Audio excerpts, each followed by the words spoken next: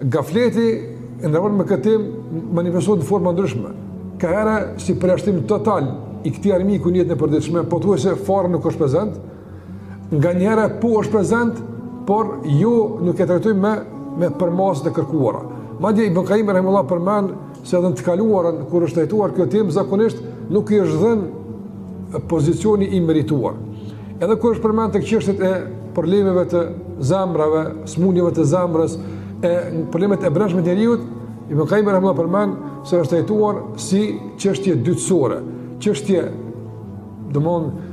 primare dhe kryesore është trajtuar çështja e nefsit, çështja e egos dhe brendshme të njeriut. A thuval për njeriu është më problem dhe më armik nefsi apo shejtani? Dhe kush e suporton tjetrin në bërje të keqes? Andaj zakonisht të flasim për nefsin, duhet të luftuar nefsin, duhet bërë këtë.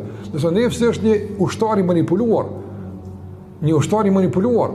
është një viktim e keqpërdorur, nëse esenca është shejtani.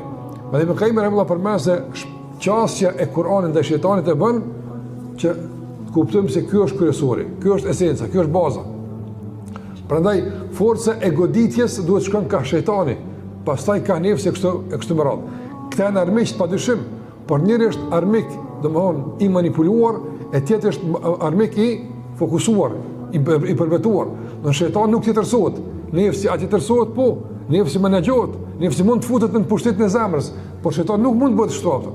Prandaj gafleti ka kësaj na bën që të flasim për këtë çështje më të madhe. Andaj Abu Darda radhiyallahu ta'ala anhu thot, nga mençuria dhe zgjuarësia e një robi, nëse më kupton një rob është i zgjuar, i vëmendshëm apo i kujdesshëm, thot atëra kjo treguesi kësaj është njohje e kurthave të armikut dhe kuptimi nga i vinë ato. Abu Darda përmend se aktualizimi i temës së shejtanit dhe zgjuarësia karshi i kurthave të tij është një treguesi mençurisë dhe i pjekurisë tonë. Dhe e kundërta është treguesi i gafletit dhe treguesi për gjumjes tonë në raport me këtë temë kaq madhore.